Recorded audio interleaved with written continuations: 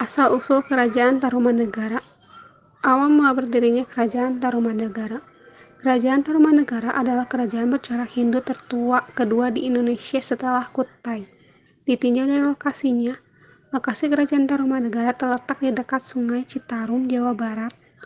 Ini berdiri pada abad ke-4 Masehi atau lebih di tahun 358 Masehi. Meskipun berdiri di Nusantara, ternyata pendiri kerajaan tersebut bukan orang Indonesia asli. Dia adalah seorang pendatang asal India bernama Raja Diraja Guru Jayasingawarman. Jayasingawarman menguasai kerajaan Tarumanegara sejak 358 Masehi dan lengser pada 382 Masehi. Usai memutuskan untuk menjadi pertapa, kekuasaannya lantas diberikan kepada putranya, yakni Raja Dharmayawarman. Dari 12 raja, hanya 2 di antaranya yang diketahui merupakan keturunan langsung dari raja sebelumnya. Mereka adalah Raja Dharmayawarman, putra dari Raja Jayasingawarman, dan Raja Chandrawarman, putra dari Raja Indrawarman. Raja Purnawarman menjadi nama raja yang paling terkenal dari kerajaan Tarumanegara. 1. Jayasingawarman 358 sampai 382 Masehi. 2. Dharmayawarman 382 sampai 395 Masehi. 3. Purnawarman 395 sampai 434 Masehi. 4. Wisnuwarman 434 sampai 455 Masehi. 5. Indrawarman 455 sampai 515 Masehi.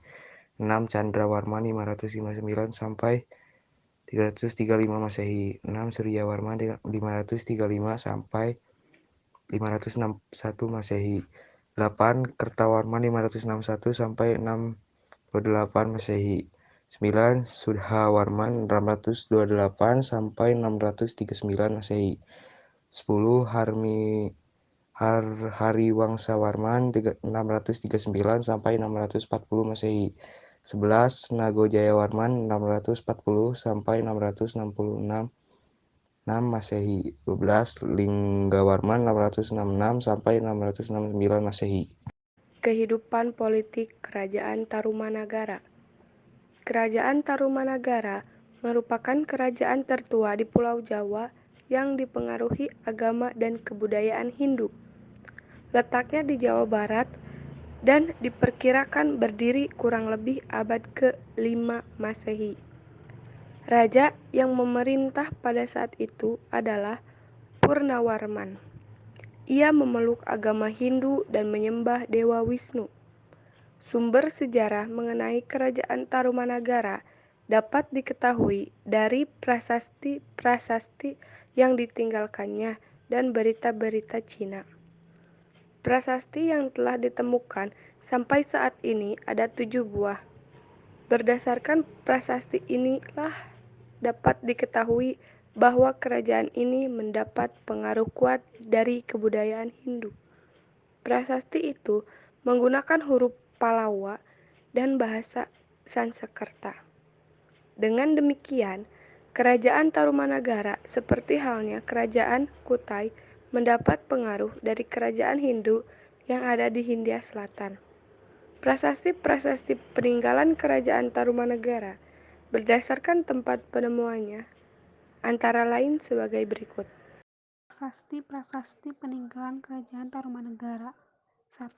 Prasasti Ciaruten Ciampea ditemukan di tepi sungai Ciaruten Bogor, dekat muaranya dengan Cisandani. 2. Prasasti Pasir Jambu Kuleangkak ditemukan di daerah perkebunan jambu sekitar 30 km sebelah barat Bogor. 3. Prasasti Kebon Kopi terletak di Kampung Muara Hilir, Cibungbulang, Bogor, ditulis dalam bentuk puisi Anustup.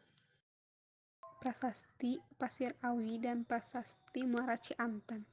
Kedua prasasti ini menggunakan aksara yang berbentuk ikal yang belum dapat dibaca, ditemukan di Bogor.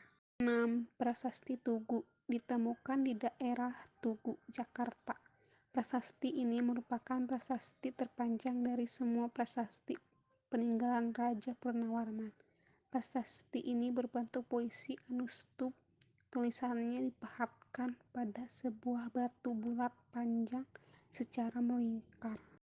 7. Prasasti Cidanghiang ditemukan di tepi Sungai Cidanghiang, Kecamatan Munjul, Lebak, Banten. Sumber lain yang menerangkan tentang Kerajaan Tarumanagara dapat dilihat dari berita Cina berupa catatan perjalanan seorang penjelajah Cina bernama Fahin pada awal abad ke-5 Masehi. Dalam bukunya Fa Guoji, ia membuat catatan bahwa di Yepoti banyak dijumpai orang-orang Brahmana dan mereka yang beragama kotor atau buruk, dan sedikit sekali dijumpai orang yang beragama Buddha. Menurut para ahli, yang dimaksud Yepoti adalah Jawa Dwipa atau Pulau Jawa atau Tarumanagara. Berita Cina lainnya berasal dari catatan dinasti Sui yang menerangkan bahwa telah datang utusan dari Ptolema atau Taruma untuk menghadap kaisar di negeri Cina pada tahun 528, 535, 630, dan 669. Sesudah itu, nama Ptolemy tidak terdengar lagi. Kehidupan sosial ekonomi Kerajaan Tarumanegara. Letaknya yang berada di dekat perairan membuat Kerajaan Tarumanegara disematkan predikat kerajaan maritim. Berkat lokasinya itu pula, Tarumanegara terbilang maju dalam bidang pelayaran dan perdagangan.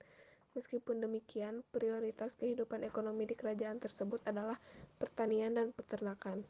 Sementara itu, terdapat dua golongan masyarakat dalam kehidupan sosial di Kerajaan Tarumanegara. Golongan pertama adalah golongan agama Hindu yang berisi para raja atau anggota kerajaan.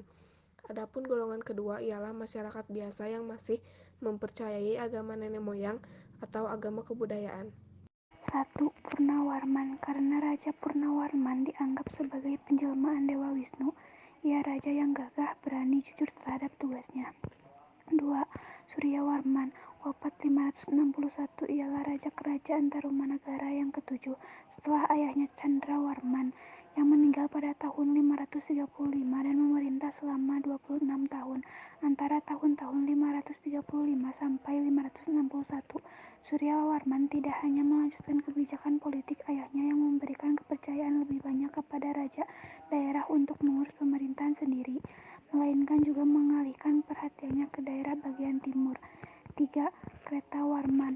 Wafat 628, adalah raja kerajaan Tarumanagara ke-8 yang mewarisi bapaknya, Suryawarman, yang mengangkat pada tahun 561 dan memerintah selama 67 tahun antara tahun-tahun 561 sampai 628. Pada saat kepemimpinannya terjadi peristiwa besar pada masa raja ke-8. Kertawarman menikahi Setyawati dari golongan Sudra. Keadaan bertambah rumit karena Setyawati berpura-pura hamil, padahal Kertawarman diketahui mandul. Untuk menutupi skandal ini, sang raja mengangkat anak angkat Brajagiri dari golongan Sudra juga. Manuver yang gagal karena suasana kerajaan memanas, namun sampai akhir hayatnya Kertawarman tetap menjadi raja.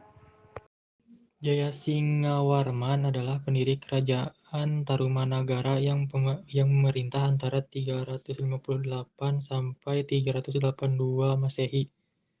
Dia adalah seorang maharesi dari Salankayana di India yang mengungsi ke Nusantara karena daerahnya diserang dan ditaklukkan Maharaja Samudragupta dari Kemaharajaan Gupta. Setelah pusat pemerintahan berpindah ke Tarumanagara, status Salakanagara berubah menjadi kerajaan daerah atau negara bagian, sementara Tarumanagara muncul menjadi kerajaan utama di wilayah Jawa Barat. Setelah Jayasingawarman wafat di tahun 382 Masehi, ia digantikan anaknya yaitu Dharmayawarma. 5. Sudhawarman. Wafat 639. Ia adalah raja kerajaan Tarumanagara yang ke-9. Baginda mewarisi bapaknya Suryawarman. Baginda tidak hanya mewarisi dasar-dasar politik ayahnya, ia juga lebih memberikan kepercayaan kepada raja-raja daerah untuk menjalankan pemerintah sendiri. seperti ayahnya Suryawarman. Pada tahun 626, Manikmaya, menantu Suryawarman, menggagaskan sebuah kerajaan baru di Kendan, daerah Nagreg yang terletak di antara Bandung dan Limbangan, Garut, daerah timur. Kemudian diperluas lagi apabila cicit Manikmaya menggagaskan kerajaan Galuh pada tahun 612. Sudahawarman mangkat pada tahun 639 dan diwarisi oleh putranya Hariwangsawarman.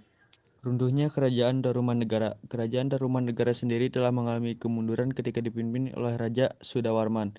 Hal tersebut terjadi karena sang raja tidak peduli terhadap masalah-masalah dalam kerajaan bawahannya. Lalu muncul kerajaan yang baru yang bernama Kerajaan Galuh yang didirikan oleh cucu raja ke-8. Wilayah Kerajaan Galuh sendiri awalnya adalah wilayah Kerajaan Darumanegara. Selanjutnya raja terakhir atau raja ke-12 yaitu Raja Lingguwarman tidak memiliki pewaris karena hanya memiliki 2 putri. Dan Kerajaan Darumanegara runtuh pada abad ke-7 karena diserang oleh Kerajaan Sriwijaya.